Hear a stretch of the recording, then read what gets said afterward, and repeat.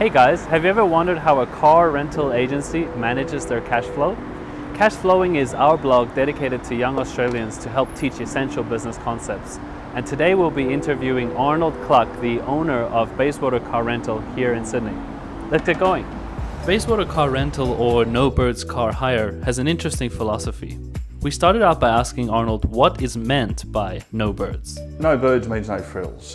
But some advertising guy came to my father in the 70s, said, let's say no birds. He goes, well, what does that mean? He says no frills, but if we say no frills, it doesn't mean anything. You know, everybody says that. Yeah. So therefore we gave it a run and it seemed to have stuck. Okay, great. And I mean, it does have a history in, the no birds has a meaning in terms of the 70s, is that correct? Yeah, I mean the majors, which are the Avis and the Budget and etc., they always advertise, particularly with beautiful young women, to deliver cars and in nice uniforms, and we sort of were a counterpoint to that. I mean, obviously No Birds is a simplicity-minded approach to business. So, I mean, this is, I think, thinking in simplistic terms, not simple-minded, but simplicity-minded is a very important idea for business. Do you find that you have to resist the temptation to complicate things? Oh, absolutely, just about every day. I mean, there's always new things coming, new ways of doing things, new philosophies, and you do have to take your time to go, well, we won't do that because it just complicates our model. You do run the risk of missing out on a bit, but if you don't spend the money, you don't have to charge additional. So you do have to change and evolve, but you just have to pick the right moves. As an example of that, at the moment you only have 3 Toyota models, which is extremely simple. Have other car manufacturers approached you trying to offer you different deals, which is, as I said, a temptation to complicate? Yeah, I mean, manufacturers approach us all the time, and it is tempting because there's always 1 or 2 manufacturers that need sales. There's always 1 or 2 that have fallen behind their targets, and if they want to offload a couple hundred cars or a couple of dozen, whatever it may be, they'll do it below cost. So it is tempting, but the flip side of that is we've got a strong relationship with Toyota. They support us, we support them. So in the fullness of time, and the simplicity thing, we have, we're in the office now, but below we have a workshop. We have just one set of bumpers, one set of paint, one set of panels ready to go. So we know how to repair them, we know how to service them, and we keep things simple. Obviously a business is, in a sense, like a puzzle that a business owner is building. And they're busy putting together different pieces to see if they work together and if that makes sense. So the theme of our blog is cash flow, which is obviously a very essential business concept. And so we wanted to talk about just 2 main areas for your business, and then just how that relates to business generally, which is how cash flows into the business and how it flows out. And so first we wanted to ask you about the in. So, I mean, obviously your primary source of revenue as a business is hiring the cars out and the accessories. But are there any other ways in which your business makes money? Sort of smaller revenue streams? No, we only rent our vehicles, and that's our only source of cash flow. Selling your cars, would that count as something? I mean, do you eventually sell them after some time? I suppose you can count that as a cash flow. We don't. Technically, you could go either way, because you buy a vehicle and we sell it, and there's a net loss. So, it is an important part of the cycle, but it is always a net loss for us. Right. The transitioning of vehicles. Yes. So we treat that as a cost. Now that we've touched on that topic, which is the net loss, obviously the depreciation of vehicles over time. Just for young entrepreneurs to understand, is that something that you can offset against your tax? Sure. You depreciate them as a set amount each year. Now let's talk about just the basic costs that your business has to sustain to remain operable. So the first one was your cars, you buy them outright, is that correct? That's correct. Is that one of your major expenses? Oh, absolutely. We touched on depreciation before.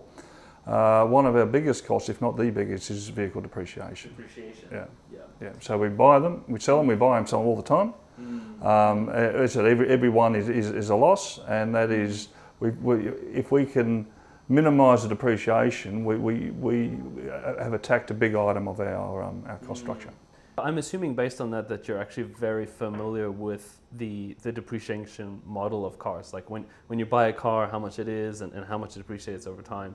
And I assume that's given you sort of sweet spots in terms of buying. Yeah, I mean there are sweet spots, but it is also it's a pretty level curve, because you keep the car longer, it gets more revenue, you get a bit less for it. So you do have to try to strike a balance of where you want to be. But the other side to that is, as the vehicles get older, that more servicing costs. They're less homogenous, if you know what I mean. If a car at a year old drives beautifully, a car at 3 years old, 3 out of 4 drive beautifully, and 1 doesn't. So you've got to protect your brand as well and your image, because you've got to offset one with the other. One of the next areas we want to touch on is seasonality. So for a business like yours, it's logical to assume there's a good degree of seasonality during the Christmas time. There's going crazy, but maybe during the middle of the year there's a dip. Do you have any advice for people, who are starting on business? How do you manage cash flow with such heavy seasonality? It is always difficult, even for us now, is because we fleet up at times of year, sometimes either summer particularly, then we fleet down in winter. But no matter how much we fleet down in winter, we've still got idle stock. So you've just got to be prepared to do your maths and stick it out, because if you know it's coming, you can plan for it. So when you say fleet up, do you literally mean you buy more and you sell more during the... That's right. We do fleet up maybe 25% on our average at now, which is January, December, January, February, and then from what I mean is we defleet 25% in winter, because that's slower. Depreciation is your major cost, but it's not something that you have to sustain on a month-by-month basis. Am I correct? Like you don't have to pay for the depreciation as an outgoing. Correct. It's more like an accounting kind of cost. That's right. The pain is buying the vehicles, and you're talking about cash flow. Bizarrely, our cash flow is the lowest, or we're the lowest, or the biggest liabilities when we're busy, because we've bought all these cars. Then as we sell them and don't replace them till later, in winter, which I was saying is our quiet time, we actually have the most cash in the bank, because our capital transitions from cash to vehicles and back and forward again. Yeah. That's an interesting example of the relationship between accounting and cash flow is not absolute. Just because on the accounting books you've put a loss of the depreciation doesn't mean there was actually money going out at that period of time. The money might have gone out earlier when you bought the car, and now it's well, that's right. The value of the car. Your net asset stays the same, but it just transitions from vehicles to cash, or vice versa. Great answer.